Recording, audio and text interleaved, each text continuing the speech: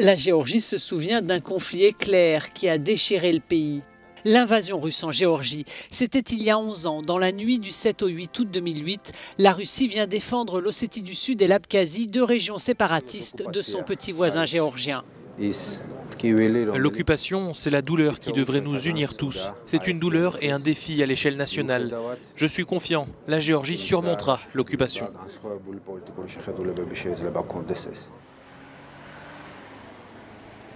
Cette occupation dont parle le Premier ministre, c'est celle des forces russes, qui sont toujours présentes dans les deux provinces rebelles. L'Union européenne a réitéré son soutien à Tbilissi et condamné les actions de Moscou dans la région.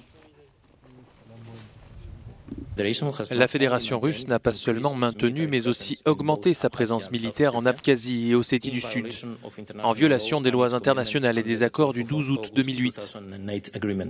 Le conflit a causé des déplacements traumatisants, coûté des vies et son héritage affecte des générations. Le Kremlin nous a expliqué sa position par écrit. L'opération militaire n'avait qu'un but, mettre fin à l'agression de la Géorgie et empêcher la répétition d'éventuelles attaques. L'opération elle-même et la façon dont elle a été conduite étaient proportionnelles à la menace de la Géorgie. Les unités des forces armées russes se sont retirées de la Géorgie à la fin de l'opération militaire. Conséquence de la guerre de 2008, 23 000 Géorgiens qui vivaient en Ossétie du Sud ont fui leur maison. Depuis 11 ans, ils vivent réfugiés dans leur propre pays, près de la capitale géorgienne, Tbilissi.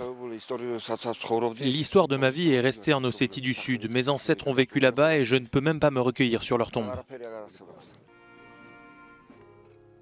Les combats éclairs ont fait au moins 800 morts en 2008.